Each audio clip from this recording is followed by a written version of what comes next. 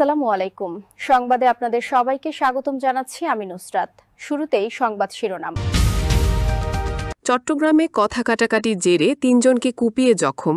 চট্টগ্রামের কর্ণফুলীতে কথা কাটাকাটিকে কেন্দ্র করে বাবা ছেলে সহ তিনজনকে কুপিয়ে জখম করা হয়েছে। সকাল 10টার দিকে শিকলবাহা ইউনিয়নের দইয়ার ভান্ডার বাড়িতে এই ঘটনা ঘটে, যে কারণে বিভিন্ন দূতাবাস থেকে সরানো হয়েছে রাষ্ট্রপতির ছবি।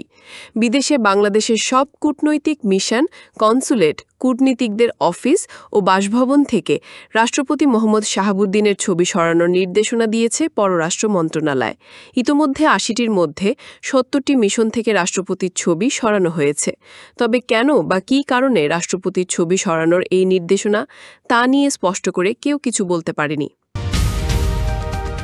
নতুন সংবিধানের দাবি পাশ কাটিয়ে গেছেন অধ্যাপক ইউনুস, বলেন অধ্যক্ষ আক্তার হোসেন। জুলাই সনদ বাস্তবায়নে গণপরিষদ নির্বাচন শীর্ষক এক আলোচনা সভায় বক্তব্য দেন এনসিপির সদস্য সচিব আক্তার হোসেন। বাংলা মোটর, ঢাকা।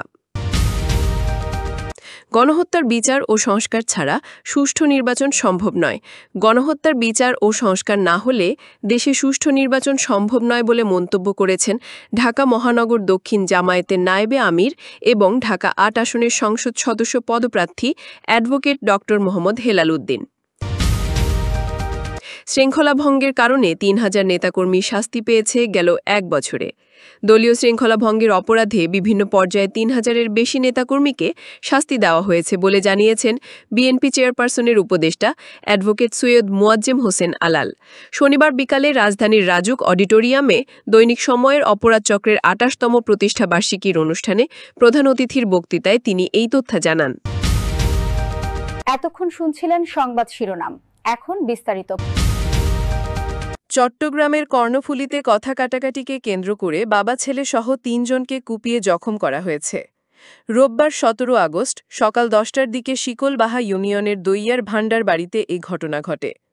আহতরা হলেন নূর মোহাম্মদ ৫৭ এবং তার দুই ছেলে আব্দুল কাদের ৩২ এবং ফজল কাদের ৩৪।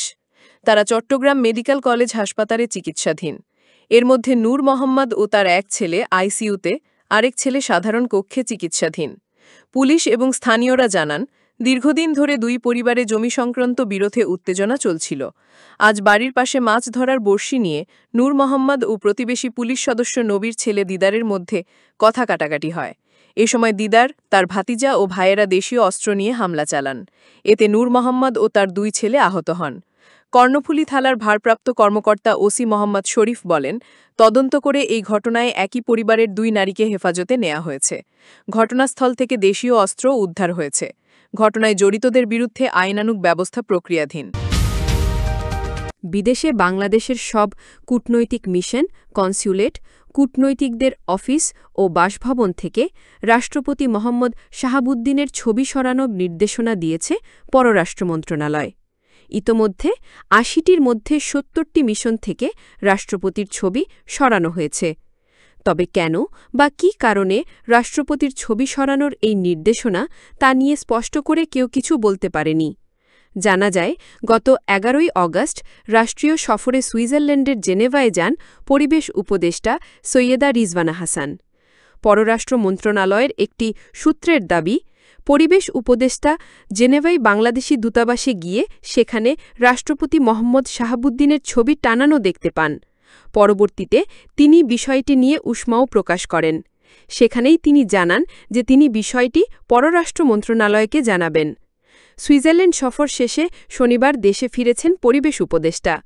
তবে রিজওয়ানা হাসান জানিয়েছেন, জেনেভা দূতাবাসে তিনি রাষ্ট্রপতির কোনো ছবি দেখেননি কিংবা এ নিয়ে তার সঙ্গে পররাষ্ট্র মন্ত্রণালয়ের কোনো কথাও হয়নি। সাবেক কূটনৈতিকেরা বলছেন, রাষ্ট্রের প্রধান হিসেবে সরকারি আদেশে রাষ্ট্রপতির ছবি ব্যবহার করা হতো। সেই হিসেবে আনুষ্ঠানিক কোনো নির্দেশনা না পাওয়ায় এতদিন কোনো দূতাবাসে রাষ্ট্রপতির ছবি ছিল।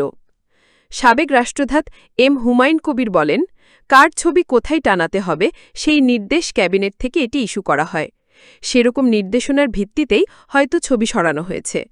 সরকার যে কোনো সময় যে কোনো সিদ্ধান্ত নিতেই পারে। মৌখিকভাবে হঠাৎ এই নির্দেশনা কেন দেয়া হয়েছে এ নিয়ে পররাষ্ট্র উপদেষ্টা, পররাষ্ট্র সচিব ও মন্ত্রণালয়ের মুখপাত্রের সাথে বিবিসি বাংলার পক্ষ থেকে যোগাযোগ চেষ্টা করেও কোনো সাড়া পাওয়া যায়নি।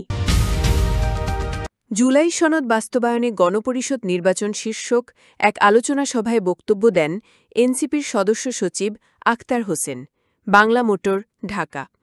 অন্তর্বর্তী সরকারের প্রধান অধ্যাপক মোহাম্মদ ইউনুস জুলাই ঘোষণাপত্রে সংস্কারকৃত সংবিধান শব্দ ব্যবহার করে গণপরিষদ নির্বাচনের মধ্য দিয়ে নতুন সংবিধানের দাবিকে পাশ কাটিয়ে গেছেন বলে মন্তব্য করেছেন জাতীয় নাগরিক পার্টির সদস্য সচিব আখতার হোসেন।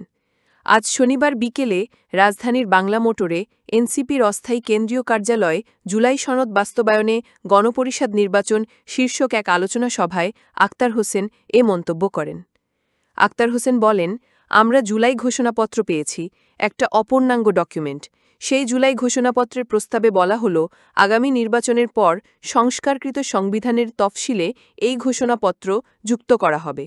সংস্কারের বিষয়গুলো কিভাবে বাস্তবায়িত হবে সেই বিষয় নিয়ে আলোচনার দাবি জানানো হল। তখন কমিশন তাদের সঙ্গে বসবে বলে প্রতিশ্রুতি দিয়েছে। সেই বিষয়গুলো নিয়ে বিশেষজ্ঞদের সঙ্গে কথা বলছে কমিশন। জুলাই সনদের এখনও চূড়ান্ত খসড়া এনসিপি পায়নি। ঠিক সেই মুহূর্তেই জাতীয় ঐকমত্য কমিশনের সভাপতি অধ্যাপক মুহাম্মদ ইউনুস জুলাই ঘোষণাপত্রে সংস্কারকৃত সংবিধান শব্দবন্ধের মধ্য দিয়ে গণপরিষদ নির্বাচনের মাধ্যমে নতুন সংবিধানের দাবিকে পাশ কাটিয়ে গেছেন বলে মন্তব্য করেছেন। নতুন সংবিধানের আলোচনাকে পাশ কাটিয়ে যারা বিদ্যমান সংবিধানকে সংশোধনের কথা বলছেন তাদের উদ্দেশ্যে এনসিপির এই শীর্ষ নেতা বলেন, ঐকমত্য কমিশন তো সিদ্ধান্তগুলো জানিয়ে দিয়েছে। এই বিষয়গুলো বিদ্যমান সংবিধানের সংশোধনীর মতো করে বসিয়ে একটা ড্রাফট করে দেখেন যে বর্তমান সংবিধানের আর কিছু অবশিষ্ট থাকে কিনা। আমরা বারবার কথা বলেছি। সংবিধান সংশোধনে অতীতের নেতিবাচক অভিজ্ঞতার কথা তুলে ধরে এনসিপি সদস্য সচিব আখতার হোসেন বলেন, এই সংবিধান অনেকবার কাটাছেঁড়া হয়েছে, সংশোধনী হয়েছে, পার্লামেন্টেই হয়েছে। তারপর যখন সেটা হাইকোর্টে গিয়েছে, হাইকোর্ট সেগুলো বাতিল করে দিয়েছেন। তিনি বলেন, যে বিষয়গুলোতে রাজনৈতিক দলগুলোর মধ্যে সমঝোতা তৈরি হয়েছে, ঐকমত্য কমিশন যে সিদ্ধান্তগুলো দিয়েছে সেগুলোকে টেকসইভাবে পেতে হলে নতুন সংবিধানের আর কোনো বিকল্প নেই। বাংলাদেশকে আগের ব্যবস্থার মধ্যে রেখে ভবিষ্যৎ প্রজন্মকে আবার রক্তের মুখোমুখি দাঁড় করানোর জন্য শহীদেরা জীবন দেননি বলেও মন্তব্য করেন আখতার হোসেন। এনসিপির এই নেতার ভাষ্য, তারা যখন গণপরিষদ নির্বাচনের কথা বলেন তখন অনেকে এনসিপি জাতীয় নির্বাচন পিছিয়ে দিতে চায় বলে এক ধরনের বক্তব্য বাজারে নিয়ে আসছেন। তাদের প্রস্তাব, নির্বাচিত প্রতিনিধিরাই একই সঙ্গে গণপরিষদের সদস্য এবং সংসদের সদস্য হিসেবে কাজ করবেন। তারা সংবিধান নতুন করে প্রণয়ন করবেন, তারা সরকারও পরিচালনা করবেন। আখতার বলেন, নির্বাচনের সময়সীমা নিয়ে অন্তর্বর্তী সরকার ফেব্রুয়ারি মাসের কথা বলেছেন। এতে তাদের কোনো আপত্তি নেই। নির্বাচন যে কোনো সময় আয়োজিত হতে পারে, কিন্তু আগামী জাতীয় নির্বাচন যেন বাংলাদেশের পুরনো ব্যবস্থাকে টিকিয়ে রাখা নির্বাচন না হয়। নতুন ব্যবস্থার ভিত্তিতে আগামী নির্বাচন আয়োজন করার আহ্বান জানান এই নেতা। গণহত্যার বিচার ও সংস্কার না হলে দেশে সুষ্ঠু নির্বাচন সম্ভব নয় বলে মন্তব্য করেছেন ঢাকা মহানগর দক্ষিণ জামায়াতের নায়েবে আমির এবং ঢাকা ৮ আসনের সংসদ সদস্য পদপ্রার্থী অ্যাডভোকেট ড মোহাম্মদ হেলাল উদ্দিন। রাজধানীর একটি সম্মেলন কেন্দ্রে পল্টন থানা জামায়াতের রোকন সমাবেশে তিনি কথা বলেন। হেলাল উদ্দিন বলেন, গণহত্যাকারীদের বিচার ও শাস্তির আওতায় না আনলে ভবিষ্যতেও একই পরিস্থিতি তৈরি হতে পারে। আহত ও শহীদদের স্বপ্ন বাস্তবায়নের জন্য বিচার নিশ্চিত করা জরুরি। তা না হলে জনগণ আগামী নির্বাচন মেনে নেবে না। পল্টন থানা জামায়াতের সেক্রেটারি অ্যাডভোকেট মারুফুল ইসলামের সঞ্চালনা ও থানা আমির শাহিন আহমেদ খানের সভাপতিত্বে প্রধান অতিথির বক্তব্যে তিনি বলেন, আজ আমরা রোকন সমাবেশ করছি কোনো ভয় শঙ্কা ছাড়া। এর আগেও আমাদের সমাবেশ হয়েছে, কিন্তু তখন বহু বাধা অতিক্রম করতে হয়েছে। অনেকে সমাবেশ থেকে গ্রেফতারও হয়েছেন। এখন আর সেই কঠিন মুহূর্ত কাটাতে হচ্ছে না। এই সুন্দর পরিবেশ পাওয়ার পেছনে মূল অবদান ছাত্রদের গণ অভ্যুত্থান। তিনি আরও বলেন, আমাদের আহত ছাত্র ভাইদের ত্যাগ কোনোদিন ভোলার নয়। হাসপাতালে গিয়ে দেখেছি একজনের একটি হাত নেই। তাকে জিজ্ঞেস করলাম কেমন আছেন, উত্তরে বললেন আলহামদুলিল্লাহ, দেশ স্বাধীন হয়েছে তাই ভালো আছি। তিনি আরও বললেন, পুলিশের গুলিতে একটি হাত হারিয়েছি, এতে কোনো দুঃখ নেই, দেশের প্রয়োজনে অন্য হাতও দিয়ে দেব। এই মানুষদের চিন্তা ছিল আমরা পুরনো পদ্ধতিতে থাকব না, দেশে নতুন কিছু হবে, কিন্তু তাদের সেই চিন্তার বিপরীতে আজ আমরা অশনি সংকেত দেখতে পাচ্ছি। আহত ভাই ও শহীদদের স্বপ্ন বাস্তবায়নে মা-বাবারাও যদি গণহত্যাকারীদের বিচার না পান তবে আগামী নির্বাচন তারা মেনে নেবেন না। হেলালুদ্দিন উল্লেখ করেন, দেশের আইনশৃঙ্খলা পরিস্থিতি এখন অনেক খারাপ। নির্বাচনী পরিবেশ ভালো থাকবে বলে মনে হচ্ছে না। আমরা চেয়েছিলাম সরকার স্থানীয় নির্বাচন দিয়ে প্রমাণ করুক এই পরিস্থিতিতেও নির্বাচন করা সম্ভব। তাহলে মানুষের আস্থা তৈরি হতো, জাতীয় নির্বাচনেও মানুষ স্বতঃস্ফূর্তভাবে অংশগ্রহণ করত। আমরা বলেছিলাম ফেব্রুয়ারিতেই নির্বাচন হোক, সেই সঙ্গে সংস্কারও করা হোক। এদিকে জুলাই ঘোষণাপত্রও এখনও অসম্পূর্ণ। এটিকে আগে পূর্ণাঙ্গ সনদে রূপ দিতে হবে, যা সংবিধানে অন্তর্ভুক্ত হবে। তখন সেই সংবিধানের আলোকে নির্বাচনের ব্যবস্থা করা গেলে দেশ ও জাতি তা মেনে নেবে। তিনি বলেন, বাংলাদেশ জামায়াতে ইসলামী একটি নির্বাচনমুখী দল। দেশে নির্বাচন হবে আর আমরা অংশ নেব না, এটা হতে পারে না। মানুষ এখন বিশ্বাস করছে জামায়াতে ইসলামী দেশ পরিচালনার জন্য প্রস্তুত। সেই কারণেই আমরা এগিয়ে যাচ্ছি। হেলালুদ্দিন আরও বলেন, আমরা মনে করি ইসলামপন্থীরা যদি এক হয়ে যায় তবে কোনো অপশক্তি আমাদের ঠেকাতে পারবে না। এখন পর্যন্ত আমরা এক আছি। আওয়ামী লীগও আমাদের ডানপন্থী বলেছে, ভারতও আমাদের ডানপন্থী বলেছে, কোরআনেও আমাদের ডানপন্থী বলা হয়েছে। ইসলামী আদর্শের সব রাজনৈতিক দল যদি এভাবেই ঐক্যবদ্ধ থাকে তবে আমাদের বিজয় নিশ্চিত। গেল ১ বছরে দলীয় শৃঙ্খলা ভঙ্গের অপরাধে বিভিন্ন পর্যায়ের ৩,০০০-এর বেশি নেতাকর্মীকে শাস্তি দেওয়া হয়েছে বলে জানিয়েছেন বিএনপি চেয়ারপারসনের উপদেষ্টা অ্যাড সৈয়দ মোয়াজ্জেম হোসেন আলাল। শনিবার বিকালে রাজধানীর রাজুক অডিটোরিয়ামে দৈনিক সময়ের অপরাধ চক্রের ২৮তম প্রতিষ্ঠাবার্ষিকীর অনুষ্ঠানে প্রধান অতিথির বক্তৃতায় তিনি এই তথ্য জানান। আলাল বলেন, স্বৈরাচার শেখ হাসিনা সরকারের পতনের পর সারা দেশে বিএনপি নেতাকর্মীদের অনেকে দলীয় শৃঙ্খলা ভঙ্গ করেছেন। যে বিষয়গুলো বিএনপির দৃষ্টিগোচর হয়েছে সেসব বিষয়ে পদক্ষেপ নেওয়া হয়েছে।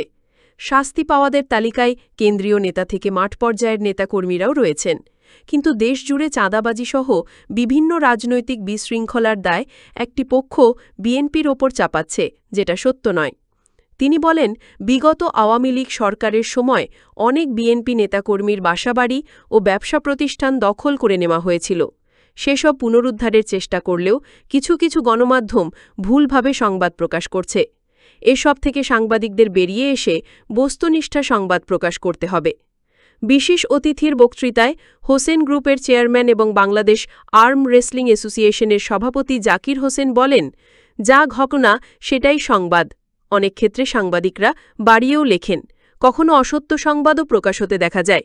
সাংবাদিকরা সমাজের দর্পণ, সত্যকে সাহস করে সত্য বলতে হবে, কেননা আল্লাহকে বিশ্বাস করতে হবে, আমাদেরকে একদিন মরতে হবে এবং সব ধরনের কর্মের জন্য তার কাছে জবাবদিহি করতে হবে। বিশেষ অতিথির বক্তৃতায় এপেক্স গ্রুপের ব্যবস্থাপনা পরিচালক হারুনর রশিদ বলেন, সমাজে নানা ধরনের সমস্যা রয়েছে। সাংবাদিকদের কর্তব্য হচ্ছে সেসব তুলে ধরা। সাংবাদিকদের সততার সঙ্গে লড়াই করতে হবে এবং সত্য প্রকাশ করতে হবে।